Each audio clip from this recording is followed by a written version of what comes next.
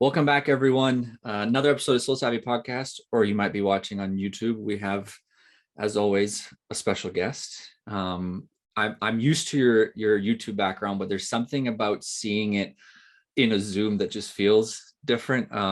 Hes, how you doing, man? Good, man. Good. Yourself? Good, good. A busy weekend. We just met a week ago in Portland. Yeah. By the way, you're a lot taller than I pictured. I'm sure you've heard that 1,000 times. Damn it.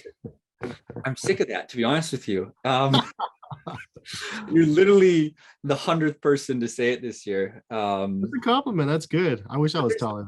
There's a beam. Do you not, like, obviously if you're listening you can't see, but for everyone watching, there's a beam above my head. How, like, I don't know why everyone thinks I'm shorter than I am, but yeah, 6'3" with hair, up a little higher. But anyways, we're digressing. We got you on here to talk about sneakers, reminisce a little bit on the year in sneakers, talk about community. You joined SoleSavy a month ago. We partnered with you. We love your channel. We thought you'd be a great fit for us as a brand for what we're trying to do. So it was really really heartwarming for me to see you jump in and just like inherently get it. And that kind of light bulb went off for you. So how's it been in the community so far, your first month? It's been pretty awesome, man. Like, honestly, well, I mean, first of all, I've been able to cop quite a few pairs of sneakers that I otherwise wouldn't have been able to cop. And it's funny being able to say that when I'm like somebody that's I'm somewhat of a seasoned vet for being able to buy sneakers, because obviously we all do the same thing every single week trying to cop sneakers. So I thought, but the way that you guys have the community put together, like, I don't know, it was pretty like eye-opening to go, oh, this is pretty awesome. Like, you can actually have a community of people behind you, and the way that you guys have it all set. I just quit my corporate job recently, but it feels like there's the Structure.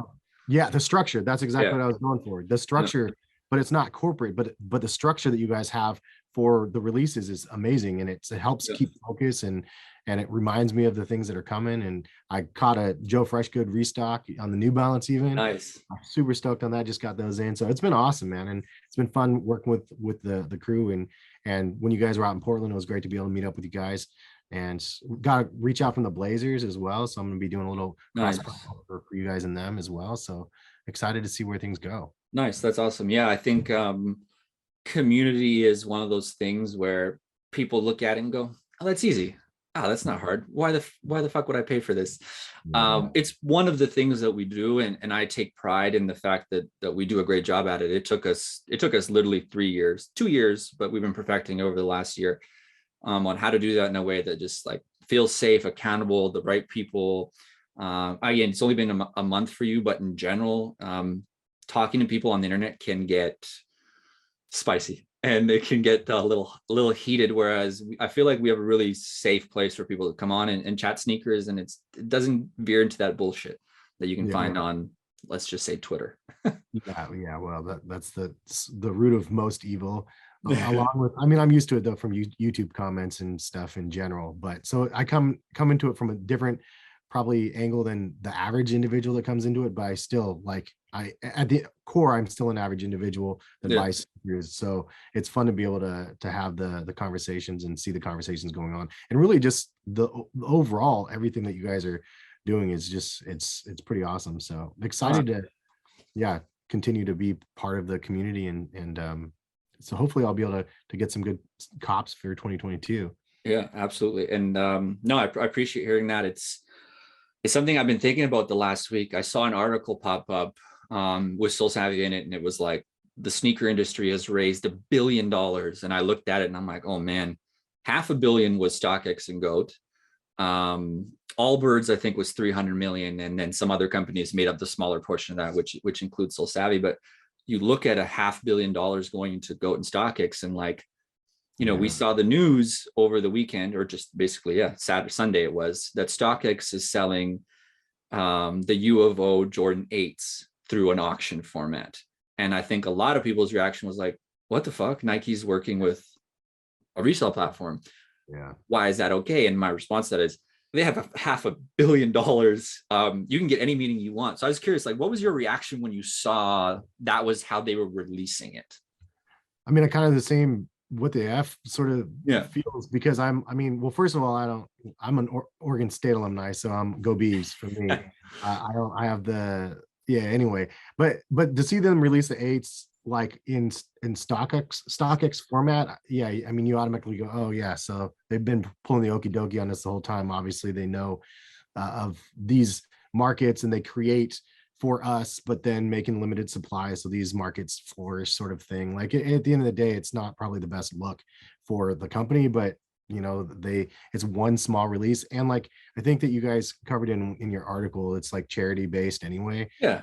So I think that's fine as long as it's like, it seems like there's other better options out there for it, but I don't know. I guess to not sound too salty, like it doesn't matter necessarily the platform, as long as the proceeds are somewhat charity driven, at Yeah. least that way it's not for profit for Nike or something like that to create super limited stuff. Yeah. Because if they chose eBay or not, it's still eBay, and you know, it's the same thing. It's, you know, it's differently the same, but yeah. I like, I get it. It's a transparent way in the sense of like, I can look at it right now and I can see to get a 10.5, my bid needs to be more than $3,500 to get it, which is interesting. And normally, you know, you might not have that visibility, but I would have preferred if they just did donate to a charity raffle, like in this division. I guess it's a company now that's managing NIL athletes. I think they did that with they've done that before. Like I would rather have donated $50, gotten 5 entries. I feel like you can raise more money for that, where this is like, it just feels like just skipping the retail and going straight to the resale. It's tough to say though, because I don't know how many, like I've entered a couple of those, like pay $50 and then maybe you might win or you get absolutely nothing sort of scenario things. And I don't know how many people, I guess it depends on how many, like I would hate to put in like $1,000 into that and get nothing. Sure. But $2,000, I mean, I guess it just depends on how you look at it. At the end of the day, I wouldn't have been able to win a raffle or, you know, I wouldn't have been able to pay out of pocket for those, nor would I have wanted to, but it is kind of an interesting choice. I don't know. It's the first of its kind as far as I know, at least, especially for like a student athlete sort of pair of sneakers, which is another thing that's kind of like, that's kind of crazy, because normally it's very like taboo to sell your player exclusives. This is why the last year they had the numbers like into the thing. So I guess if they're gonna see that the market's there, they're capitalizing on the fact that people are gonna want them. So and it's hard to blame a student athlete, especially in years past where like name likeliness and all that stuff, they couldn't profit off themselves while the league could. But what's coming back to mind, and I just remembered as I asked you, I looked it up. It was the 2016 mags. It was a $10 entry ticket. And that's how I feel like that's what Nike should have done in this sense. Cause I would have thrown like, you know, a couple entries at it and then like, great, I donated some money. If I get super lucky and draw one, awesome. That feels more attainable and comfortable for me versus the StockX method, but yeah, I get it. I wonder number to number, like dollar to dollar. I wonder comparatively which one will have raised more. I'm assuming the mags would have raised a crap ton more with the 7 million. The mags raised 7 million, and quick math. So there's 100 pairs. I'm doing quick math on the fly on a podcast. Let's go with the calculator. There's 100 pairs. Average bid, it looks like it's somewhere around 4,000. Just a medium bid range is around 4,000. That's only 400. That's only like, let's say $500,000, $1 million, whereas the mag raffle raised 6. Now, obviously, that's a different magnitude of kind of release, but I feel like there's an opportunity to raise more money through a charity raffle per se. I bet you're right. I bet at the end of the day, they probably would have had more. And like you said, it would have given just an average person a little bit more of a chance. But yeah, it'd be interesting to see how it ends up. I mean, because who knows, the last minute bids, how high it's going to end up getting. Sure, like the Doernbecher Jordan 1s last year. Yeah, that was ridiculous. Which is a great transition. I didn't mean to do it, but here we are. You are a big DB collector. We are sponsoring Freestyle 17 in February. I always mix up the date. I believe it's February 25th or 26th. It's going to be streaming live. Definitely register. Definitely watch. It's a great cause. But why have you been collecting DBs? Man, it's one of those things that kind of is close to home. Literally, like I would drive by Doernbecher Children's Hospital on the way to work every single day. But I actually was a patient there when I was a kid too. I had some spine issues, so I went there when I was a kid, and then seeing, I don't know, something about the charity for kids, and I started supporting Doernbecher before I was like a father, and then I just, one of those things where you see the creations of what the kids come up with, and you hear their stories, man, and it's just like just heartbreaking stuff, the stuff that they have to go through to be a patient. Like, so to be able to create a Doernbecher like Jordan or Nike sneaker is just the icing on the cake for these kids. And it's like that, they get to do something pretty fun, and I'm all there for it. And I did a tour of the hospital as well. They invited me over with some other people, and we did a tour, and it was really eye-opening and great to see. So primarily I've been collecting the Jordans. Like, I have all of the Jordan Doernbechers that have released at least, and then I have quite a handful of the other pairs as well, just random releases. But all of them have great stories, and all of them have great big hearts. Yeah, it's And inspiring. Yeah. Yeah, it's I mean, that's I think it resonates with a lot of people for that same reason. It's a unique story, it's a unique colorway, a silhouette, and it's just something to be proud to own. I do wish they were a little bit more accessible, and I would love to see the release model tinkered with. I think from I bought a couple for resale. Had to. Yeah. I would love if 20% or 30, hell, 50% of the sale of resale went back to the charity. And I would love to figure out that mechanism for future releases, but yeah, I wish, because I've attended the live auctions over and over again, probably 6 or 7 of them in person.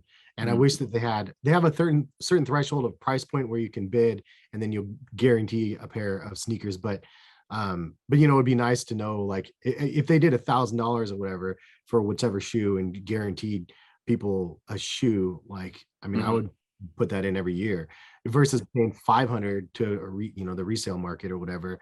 I'd rather pay it all to the charity, because it all goes back to the Children's Hospital. And these people, the kids that go there, the parents, they can't afford the procedures that these kids are having done, and they don't have to because of the donations that come in. It directly impacts the families, it directly impacts the kids, and that for sure is like a way better scenario than having the money go elsewhere. So yeah. And to tie it back to this University of Oregon Jordan 8s and releasing it through the StockX DropX model, I would love to see them kind of think differently around this year's DB release, or not this year, not yet, 3 months away. I would love to see how they can do it in a different method, because like you said, like, honestly, I'm fine paying $500, $700, $1,000 if I know every penny minus Nike's whatever is going back to OHSU. Like, I'm comfortable with that. Nike doesn't even take anything, which is crazy. The design team and everything, they don't take anything.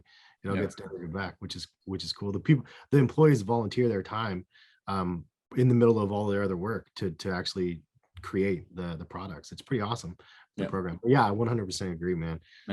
It'll be interesting. Hopefully, like, now that you guys are involved, which, by the way, congratulations on that. Like, I love seeing sneakers associated with the Doernbecher Children's Hospital and the Nike presentation. It's pretty awesome to see that. I was surprised that we were the first ones last year as just like an entry-level sponsor. So when the opportunity opened up to be the presenting sponsor, the main sponsor, I said, absolutely, I'd love to. I was actually chasing them. Let us do it. Don't let Salesforce do it. Forget Salesforce.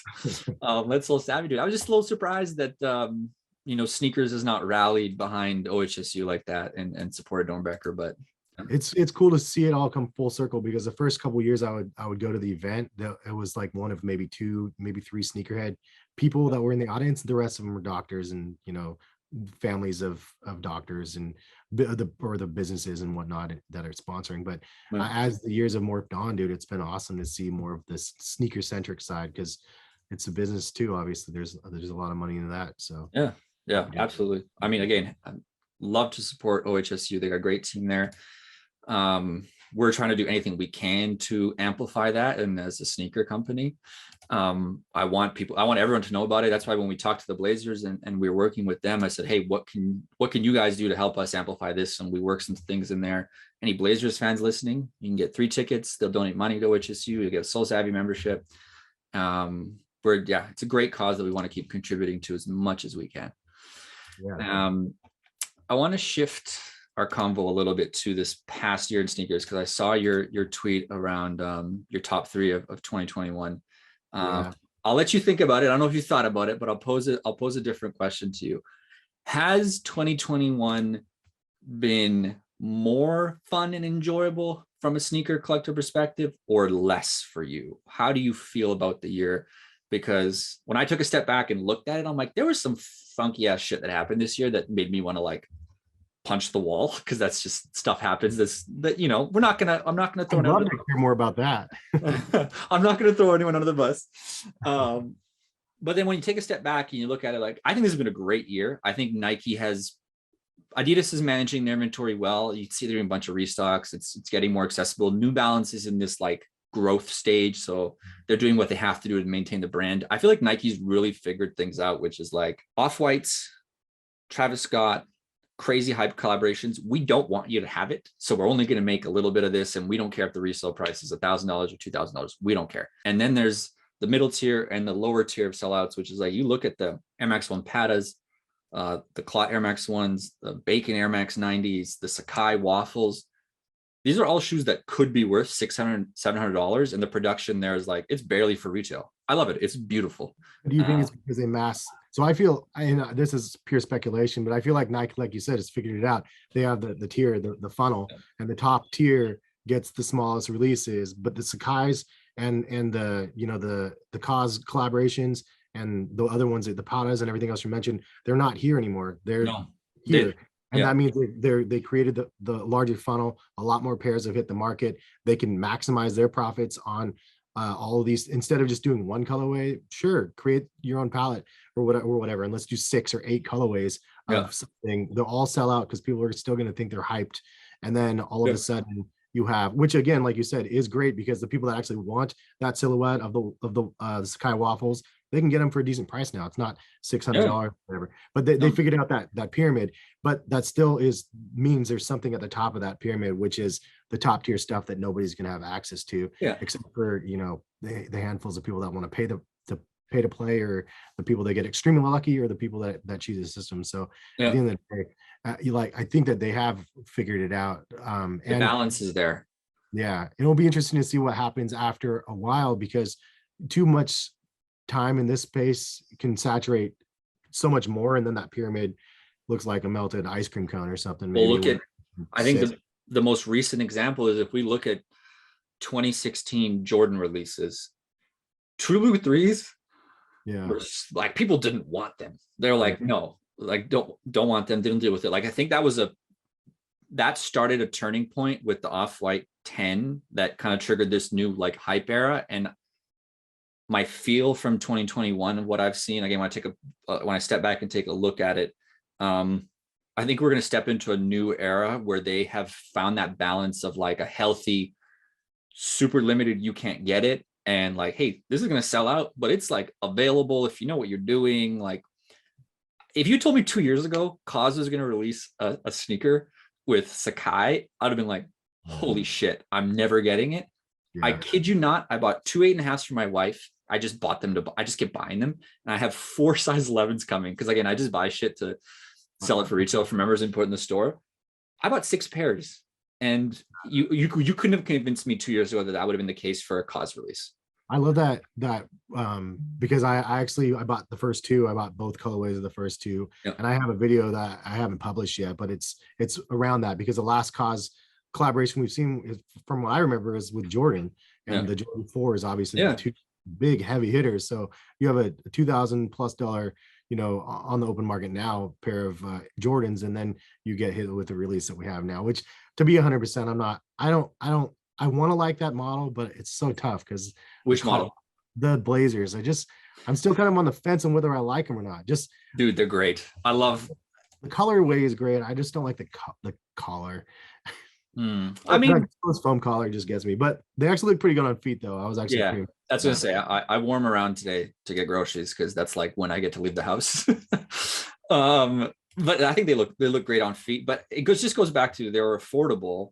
And they're not reselling for a ton, and it wasn't this headache. Like, there's sometimes, like the trophy room ones, absolute nightmare, complete and utter nightmare. Travis Scott, the highs this year, nightmare. It was not fun. Like, they've at least counterbalanced that with, I mean, look at the 3 clot Air Max ones. I have all 3 because I think they're beautiful and the colorways are amazing. But that went from like Grail on $1,000 to you can get some pairs under retail on StockX and go. I think I got 2 of those 3 clot from those yeah. ones. Yeah. Yeah. I mean, I'm the same. I'm older, so like I'm like clot. No way. Like this is they're releasing Air Max again because the death's coming. But then so I got those, and I got the Bacons as well. So they're gonna get people like me for sure, especially when they're bringing back something with value, and they're not every single one is like a creation of, like, for me, like the Air Maxes run a little bit deeper because I like the lineage versus the Blazer lows, like just because for sure. Like, but at the end of the day, like you said, it's kind of nice that they're releasing.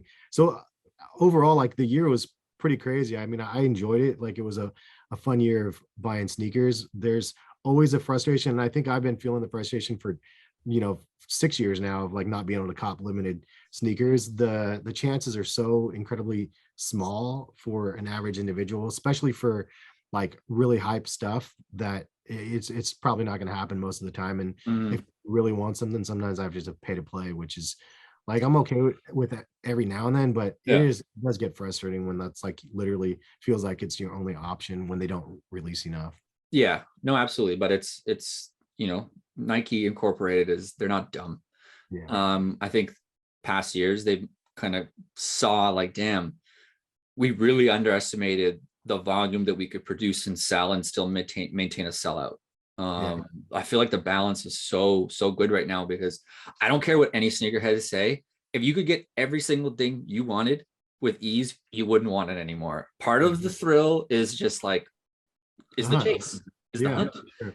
There has to be stuff at the top of the pyramid where you go, oh man, there's no chance I'm going to get this. So then when you do get it, that feeling that is just, you're high on life from copying that sneaker. Without that, it's not the same anymore.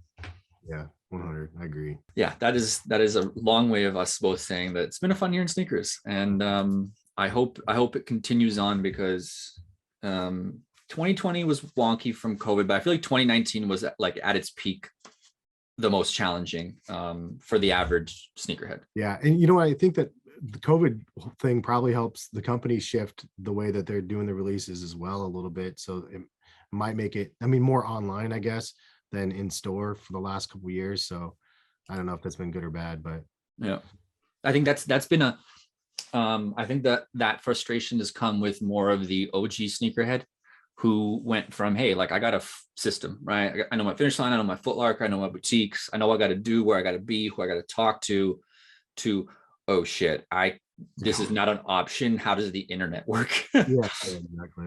And they're probably at the peak of their frustration now for a year and a half of this. I think the one talk point for the 50 for the Off-White Dunks, I think that was an interesting release, and I flamed it a little bit because I thought it was, first of all, I think it's great because I've never seen a release where more people actually copped a pair of sneakers, even though they didn't know which colorway they were going to get, which is kind of, I like the Easter egg effect from that, but the fact that so many people got something from that, I flamed them Nike because they're claiming that they're all like people that like worked in the played in the account and all other stuff. Yeah, there's I'm gonna loosely call BS on their algorithm, but it still was half a million pairs. I believe it was 50 pairs times 10,000 units. So when you look at it from that picture, normally they would just do one pair 10,000, and then and that's honestly what happens with some of these drops, right? 20,000-30,000 pairs at the most. So it was a fun way to do it. I encourage them to do more interesting things, because if you're gonna make me feel like I have no chance of getting this, I might as well have some damn fun doing it, because but it also brings an interesting point though back to the pandemic thing, is like they did it all online, all through Nike sneakers, no boutiques involved, and it was only 10,000 pairs, like you said, per. But imagine any release, any top tier hype release coming out going forward, it's gonna have like the Travis's and everything else, only a couple avenues for you to be able to cop. It seems like possibly. I'm wondering what that means for the tier 0 stores, if they're going to get like left out for some of these limited stuff in the next year or not. It'll be interesting to see. Like, I'm sure they'll probably do a couple tests here and there on each side, but yeah, a lot of they can do it themselves is the bottom line, is what I'm getting at. Like maybe before they couldn't, but it seems like they know how to do it now themselves, where they can try to be as fair as they can and move numbers, big numbers. Yeah. Ultimately, more money from them. Yeah, I think there's one thing we can't underestimate. I mean, there's a lot of things that could go into play. Like this 50 pairs, I don't think you can do 50 pairs, 10,000 each, any other way than just keeping it all for yourself. Just like the logistics of that, especially this year, is great. Like they could have planned it to be like USA gets these, Canada gets these, Europe gets these, and you know how they do the regional exclusives. They could have done that, but I'm sure they looked at it maybe and we're like, nah, let's keep it all shelves. But to that point, I believe Nike's smart enough from everything I understand, and I've seen, read, and heard that they value their tier 0 accounts, which they now call neighborhood. They value their boutiques. They value that local experience because they dictate the culture. It's where people can, you get some validation from the KISS, the Undefeateds, the Unions of the world that like Nike matters. I don't think they're gonna cut those people off, and I know that. I've heard the opposite. Where obviously they're, you know, cutting people off is like the really small mom and pop shops that just look like had Nike accounts for a while, which sucks, but Nike's Nike. It's yeah, it's unfortunate, but they know what they're doing and they're doing it with a purpose. Like you said, I mean, there's enough releases nowadays that I mean, that not every single release is going to have to happen the same exact way. They're not going to, which means they're not going to cut the hands that help feed them. At the end of the day, at least not every single time. But yeah, and I tweeted this a couple of weeks ago when I think Nike cut off one store for the next like 18 months, and everyone was like freaking out on the internet. They're like, "Oh no, my local boutique is going to shut down."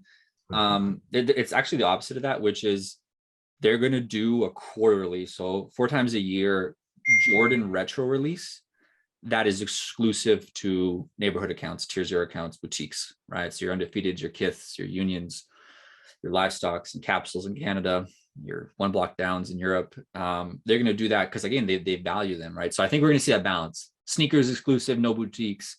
Boutique exclusive, no sneakers. They have to diversify that, otherwise they'll just piss people off. Yeah, no kidding. Agreed.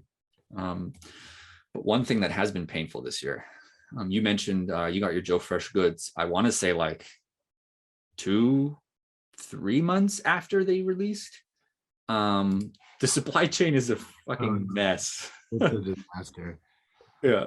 I knew. I mean, I'm sure everybody kind of knows that this stuff was going to happen. I got early heads up because I work with Hibbett Sports, and they were letting me know early on, hey, things might not be showing up. So I don't know if we can get you pairs of X, Y, or Z. So that was a couple months ago. So I was like, okay, this is going to be interesting. Yeah. Yeah, I've been honestly preaching it to members all year since the Air Max 90 Bacons. My words were to not pay resale, and I think some people got tired of me saying it all year because nothing has changed since March. Everything's late. We saw Lightning 4s show up at Shoe Palace, 330 something pairs restocked. I don't know if you saw the alert a couple of days ago. Bunch of people purchased. Obviously, Joe Fresh goods. There's tough stuff restocking all the time, and you know, now more than ever, I just say don't pay resale. Just keep waiting. You never know when there's a shipment that's going to come across where you can buy it for retail, or the price starts to drop because look at the Air Max 90 Bacons. I waited those because I missed them twice, and I got a pair. I was so stoked. Yeah. Well, it was worth waiting for, that's for sure. Like, there's a ton of opportunity. So patience. I think it's easy to get suckered into the FOMO cycle, especially when like StockX and GOAT and Stadium Goods are sending notifications and emails and tweets and like buy it now, available now, like grab it while you can type shit. Just being patient and moving on to the next drop is 100% the move right now, because you never know when that restock is going to hit. And that's why I tweeted what I did about the cool gray 11s. Like, don't wait it out. Yeah, January, definitely January. If you missed, hopefully everybody will get their pair. They made a lot, like 1 million pairs or something. It's ridiculous. I heard a lot more. I mean, I went down. Now they're doing full family sizes and everything else. So but Nike purchased RTFKT Studios. For people who are unfamiliar, they are a production company, a brand that makes sneakers and products, NFTs in the Web3 universe. They're basically creating collectibles on the internet with no physical tie. they've done some physical product that has been tied to the NFTs, but clearly Nike looked at this and went, this is important. This is the future of the internet, consumers. We want to be a part of this, because I'm looking at it right now. There's a Nike logo, a Jordan logo, a Converse logo, and now Artifact. That's insane. Those are 3 historic brands with a company logo that's 2 years old. So they're looking at this as a brand that they want to nurture and grow. So I'm very heavy into Web3 NFTs. We briefly talked offline before you started recording. What is your take or just overall understanding of this space? I mean, I'm an old dude that is like, what? Like, is people are paying for? I mean, I'm that guy that's like, why would people want to pay for an image sort of thing? But at the same time, like, I'm not obviously writing it off. There's a lot of smart people that are all in on this sort of stuff. And I just don't understand it enough, and I haven't had enough time to deep dive into it. But it seems like there's a lot of people that want to be like early adopters of something because they feel like they get in early, and there's an advantage to being early. And I'm wondering if Nike's doing that same thing, that they're like, well, we need to be able to break into the barrier of this space, and so let's buy a company that has a good reputation. This is I have no knowledge of it all, but like, let's buy something that has somewhat of a reputable name, just for the like FOMO potentially of like, we don't want to miss out on a wave. But maybe hopefully they sent the smart people in to investigate and to the audit. Yeah. But ultimately, like, I'm here for it, and I want to know how it's gonna play out, and then actually see it be like something where it makes sense, because there's lots of hypotheticals, I think, behind a lot of this stuff, and at the end of the day, like, all of that's fine until it becomes something that nobody actually uses, if that is a case, which it obviously doesn't seem like it's going to go in that direction. But it's not just a small little space, it's a massive space that there's a lot to understand. So you can go into it 1,000 different ways. Every single part of that NFT world is not going to be successful, I don't think, obviously. But I think that there, as everything comes to fruition, there's going to be some fine tuning, and then some clear directions of like, this is what the focus is going to be on, and it's going to probably most likely change the world. It's just at that point, I don't know. I'm not there yet, because I'm send me a link if you have any Cliff's notes for dummies or whatever. I definitely will, because I think when I posted the announcement in Slack for members, a large majority across all of our communities was this reaction of like, the fuck, why are they putting the money into this, right?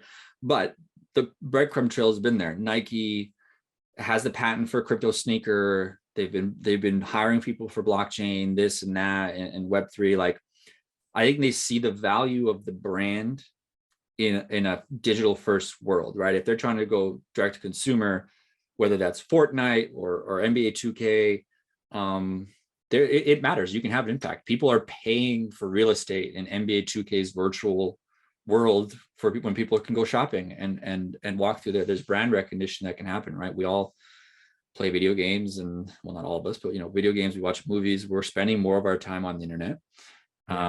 So there's a progress that's going to happen there. I think we're just super early. And I don't blame anyone who looks at the news or just NFTs in general and goes, well, that's stupid. But I would say 2K, like you said, like there's already sneakers on 2K. There's things that you can unlock. There's things you can pay for, but I haven't used it in this way before. But can you sell though? I mean, can you actually buy and sell with real money?